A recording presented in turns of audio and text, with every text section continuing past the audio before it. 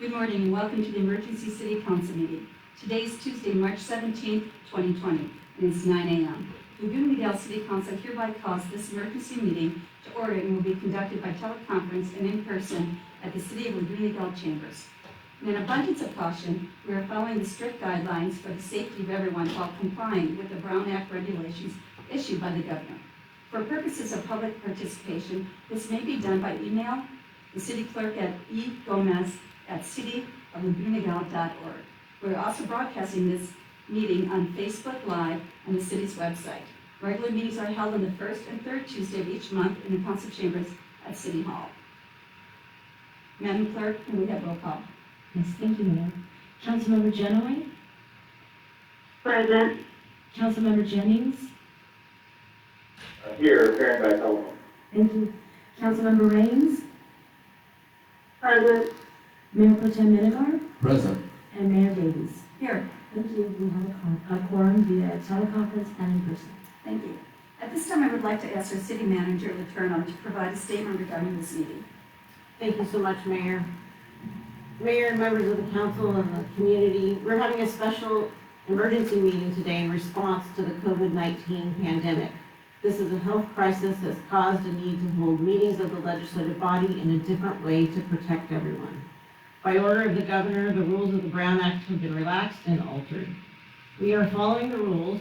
Let me describe to you how we are conducting our meeting today and what may possibly be the way we will conduct meetings for the foreseeable future. Today we have with us Mayor Davies and Mayor Pro Tem Minigar sitting at the dais practicing social distancing. Council members Genoway, Jennings, and Raines, along with City Attorney Ennis, are participating via phone. Based upon the new federal guidelines of gatherings of no more than 10 individuals, we have limited staff in the council chambers today to myself, Deputy City Manager Martin, City Clerk Gomez, Management Analyst Spradling, and our IT staff.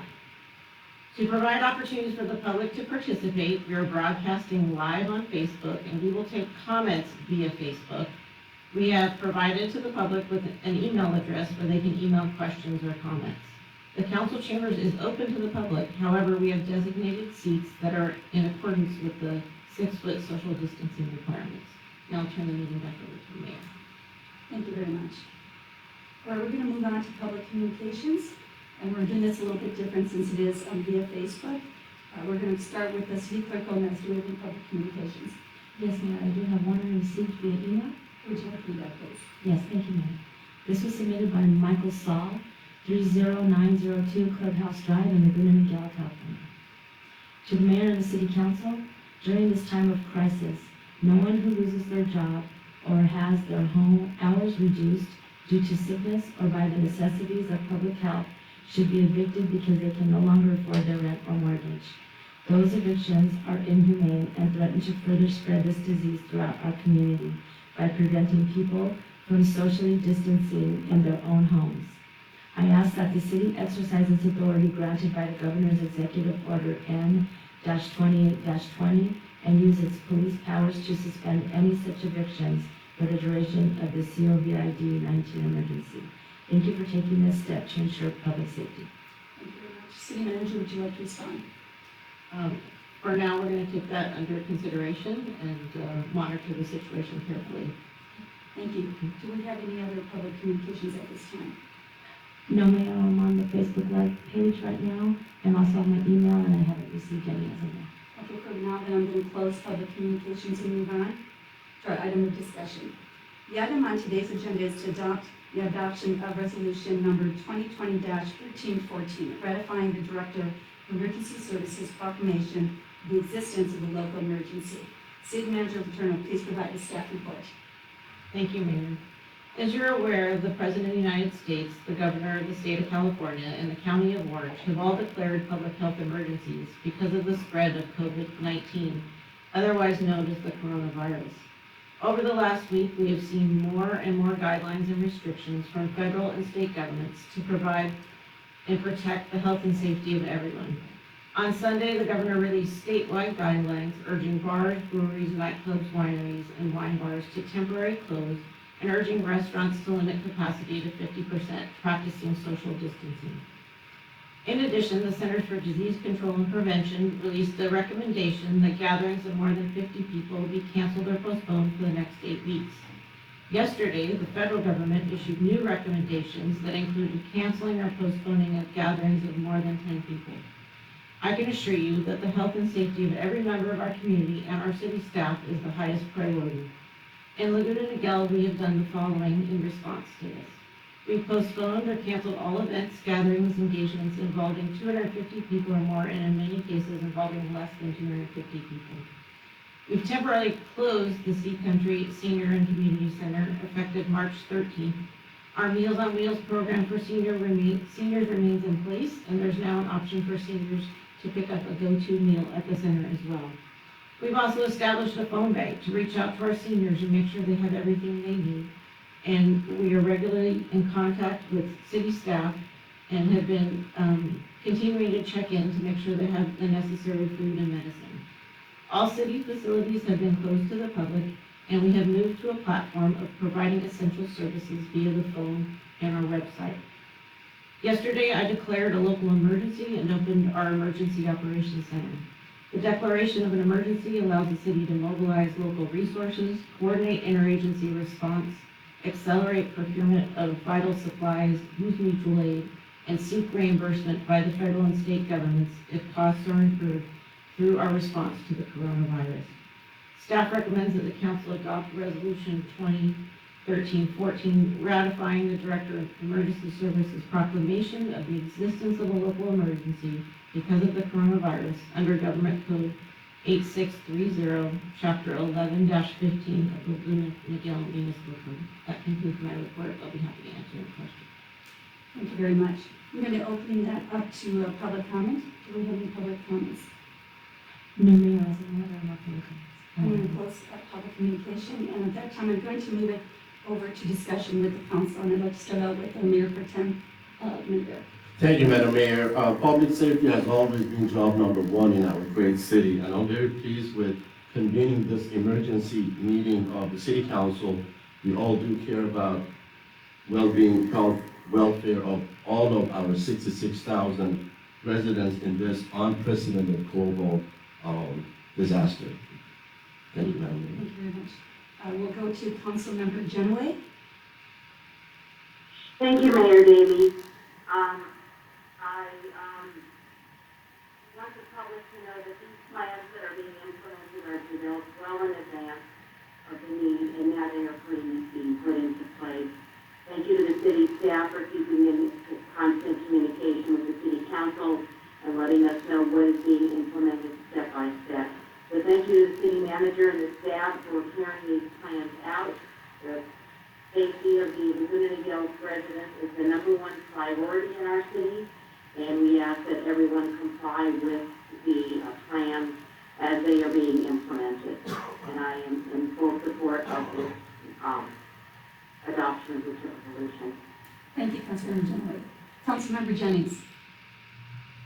Thank you very much, Mayor. This is John Jennings, appearing telephonically. I appreciate the opportunity but set up by the city manager to do that. These are strange and unprecedented times. We live in a time where, while these things are anticipated and your government takes extra effort to prepare in advance for this, we're dealing with this as it comes, and we appreciate the public's participation, their commitment to safety, just as we are.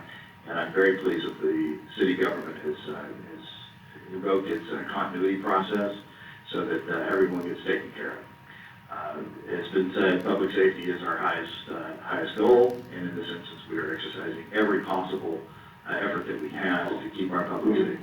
I'd like to thank our staff for putting this together.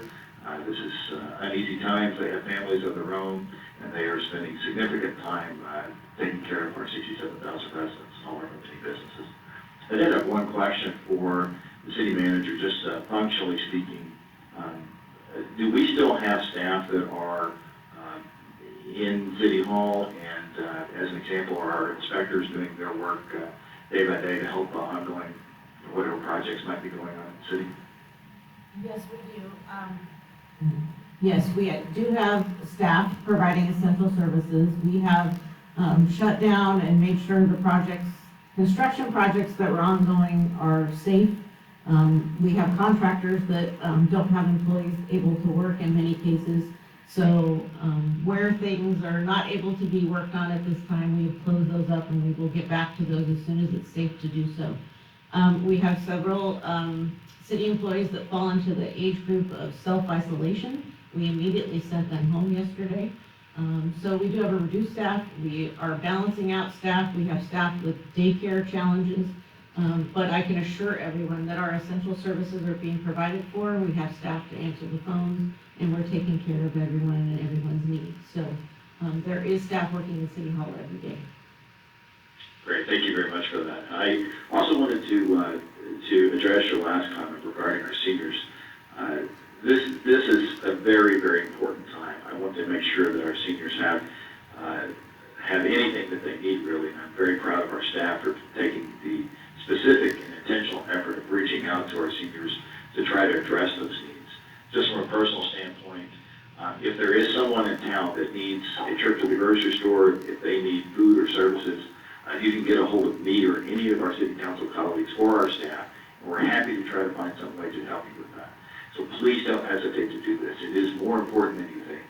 If you are in a protected class, especially those who are 65 or above, or have anybody who has any connection with travel to one of the level 3 protected zones, I implore you to reach out for that help and let us try to do what we can. So I'd be happy to help that. If you have any questions, you can contact me. My contact information is on our website at cityoflagoonamiguel.org. And I wanted to say thank you again to my council colleagues and to the staff for all that they're doing. That's all, Madam Mayor. Thank you. Thank you, Councilman Jennings. Councilmember Raines. Thanks so much, Mayor Davies. This is definitely a time that none of us expected, and yet we are all living through, and so I ask everyone to please try to remain as calm as possible and follow the instructions of the emergency order. I think that we all are nervous, and our community is our first and foremost concern for their safety. So if we work together and we stay together strong as a community, as a community is, I know that we will get through this together. With that being said, City Manager Letourneau, I have a few concerns. I know that we are doing a really excellent job of posting all of our orders and information on our social media and websites. However, as evidenced by our strategic plan surveys, we know that many of our residents may not have access to these items, especially our senior community, which may be at a higher risk and may not know how to get this information. So I would like to know if there is a way that we can get something to them in a very quick way, via mail with the contact information, emergency numbers. I believe that the seniors that you're contacting are mostly seniors that are connected with our seniors, Key Country Community Center, and our senior services that are already accessing those. But I think there's quite a few that are not part of that. So I have a concern about that, and just wanted to know what is the steps that you could take to make sure that they receive that communication. Also, we have many of our families that may or may not have internet service, and so if this is the case, I'm concerned about them getting the communication and making sure where they can access emergency services as well. So that's my question that I have.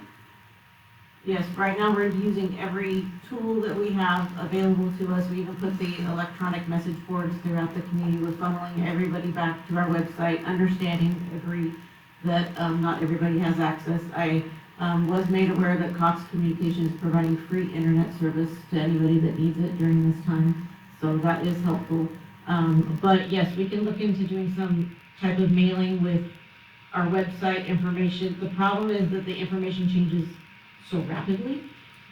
So we will try to put out a phone number to where they can call, especially for seniors if they need groceries. We're also working with all of our HOAs to help get the information out as well. They're a great tool because they're connected with all of our residents in a great way that we can access information right away. So this is a very dynamic situation. In some cases, we've seen things change in 15 minutes. We will do our best to get some type of mailing with accurate information out to the residents as best we can. Again, we're using every tool possible available to us to communicate with them. I have one follow-up on that. I know you said you're working with the HOA, and I know that the majority of our communities do have that. There is a large percentage of housing areas that we don't not have an HOA, so we might want to consider how we're going to access them, as well as for those of our residents that are renters who may not receive direct communication from an HOA because they're not the owner of record. That's another concern. There's a very at-risk community that may not get the information, and so I'd really like us to consider how we're going to reach these residents. Have you received a lot of phone calls at the city hall? Most of the phone calls we received have been from businesses, especially since the governor's latest order came down asking if they need to close. So those are the calls that we're getting at this point.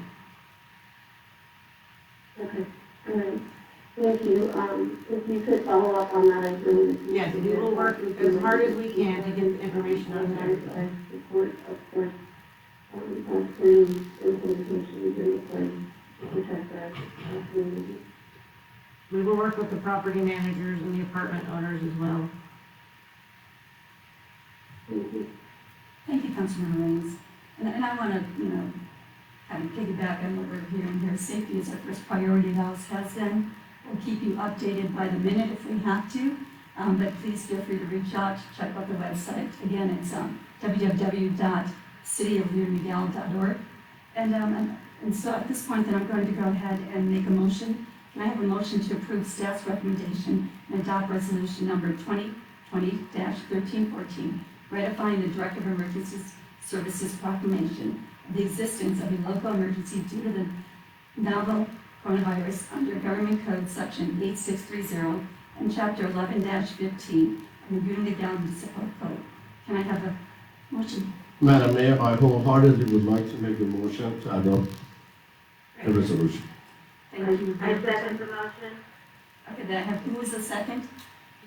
Elaine, Councilmember Genoway seconds.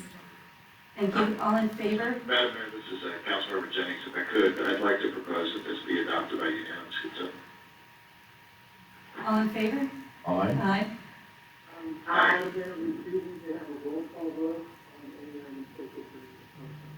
Very good. Then I'll go to City Clerk. Would you like to roll call? Thank you, Mayor. Councilmember Genoway? You vote. Aye. Councilmember Jennings? You vote. Councilmember Jennings votes aye. Councilmember Raines? You vote. Please, okay. Mayor Pro Tem Menegar? You vote. Aye. And Mayor Davies? You vote. Thank you, unanimous. Thank you very much.